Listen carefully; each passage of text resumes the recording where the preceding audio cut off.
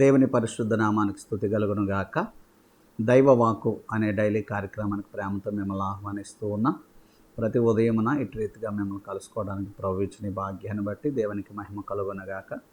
మీరందరూ క్షేమంగా, ఆరోగ్యంగా, ఆశీర్వాదకరంగా ఉండాలని దైవ సేవకునిగా ఆశిస్తూ ప్రార్థిస్తూ ఉన్నాను. May God bless you. ఈ యొక్క సమయంలో ఈ యొక్క ఉదయకాలానికి ఒక దేవుని మాట మనం నేర్చుకుందాం. నిర్గమకాండము 7వ అధ్యాయం 1వ వచనాన్ని చదువుతూ ఉన్నాను. కాగా యెహోవా మోషేతో ఇట్లా నేను, ఇదిగో నిన్ను ఫరోకు దేవునిగా నియమించి తిని నీ అన్న అహరోను నీకు ప్రవక్తగా ఉండను. ఎంత అద్భుతమైన మాట చూడండి. నిన్ను ఫరోకు దేవునిగా నియమించి తిని. చూడండి, ఫరో ఇంట్లో పెరిగాడు మోషే, భయపడి పారిపోయాడు. మళ్ళా దేవుడు పిలుచుకుని వాగ్దానం ఇచ్చి ఇశ్రాయేలును విడిపించడానికి మోషేను ఫరో దగ్గరికి పంపించాడు. మోషే వెళ్ళేటప్పుడు ఫరోని ఎదుర్కోవడానికి ఎంతో భయంతో వెళ్ళాడు అక్కడికి. కానీ దేవుడు ఇస్తున్న వాగ్దానం ఏంటో తెలుసా? ఎందుకంటే ఫరో వాస్తవానికి ఐగుప్తు దేశానికి రాజు. ఇప్పుడు మోషే వెళ్ళి ఐగుప్తు దేశపు రాజుతో పోరాడాలంటే మోషేకి ఆ సామర్థ్యం, బలం, ధైర్యమే లేదు. నోటి మాంద్యం కలిగిన వాడు కూడా. కానీ దేవుడు అంటున్నాడు, నిన్ను ఫరోకు దేవునిగా నియమించి తిని.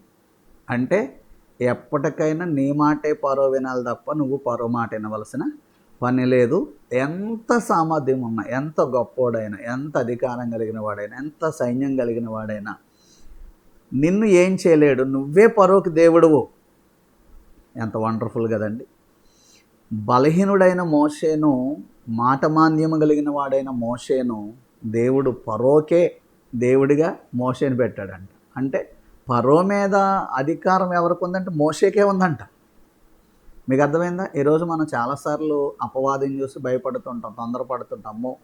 ఏమైనా అయిపోద్దేమో, ఏమైనా చేసేస్తాడేమో, ఎలాగా అనుకుని కొన్నిసార్లు ఇబ్బంది పడుతుంటాం. కొన్ని సమస్యలకు మనం ఎంతో భయపడి కృంగిపోతూ ఉంటాం.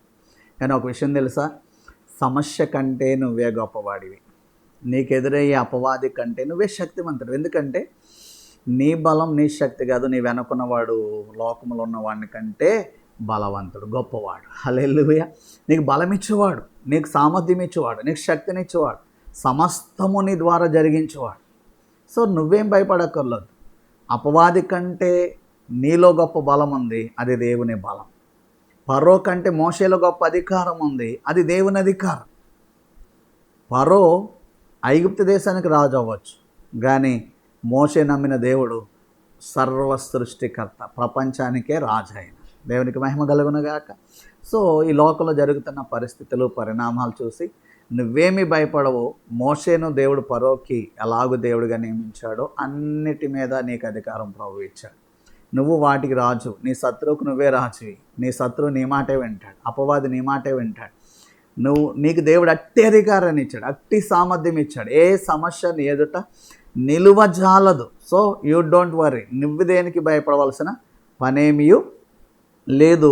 ధైర్యంగా ఎదుర్కోవటమే, ధైర్యంగా ముందుకు వెళ్ళడమే. ప్రభు నీకు అలాంటి సామర్థ్యం ఇచ్చాడని ధైర్యంగా నమ్మి ముందుకు వెళ్ళాలని ఈరోజు దేవుని సేవకునిగా నేను జ్ఞాపకం చేస్తూ ఉన్నాను. మోషేకి ఇచ్చినటువంటి సామర్థ్యం, మోషేకి ఇచ్చినటువంటి అధికారం, మోషేకి ఇచ్చినటువంటి బలం ప్రభువు నీకు, నీలో అనుగ్రహిస్తూ ఉన్నారు. ఆ బలంతో నువ్వు ముందుకు వెళ్ళు. చూడండి, మోషే వెళ్ళాడు.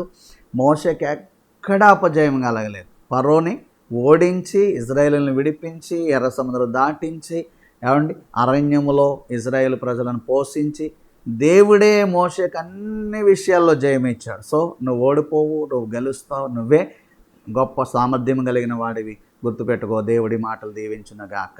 పరిశుద్ధుడైన తండ్రి, ఇచ్చిన వాగ్దానాన్ని అయా నీ బిడ్డల పక్షంగా నెరవేర్చండి. ఆ మాటలు ఉన్న సామర్థ్యాన్ని వారు గుర్తెరిగినట్లుగా కృప చూపించమని యేసు నామంలో దీవించి అడుగుచున్నాను మా పరమ తండ్రి. తండ్రి, కుమార, పరిశుద్ధాత్మ త్రియేక దేవుని కృప మనందరికీ తోడై కాపాడునుగాక. ఆమేన్. God bless you.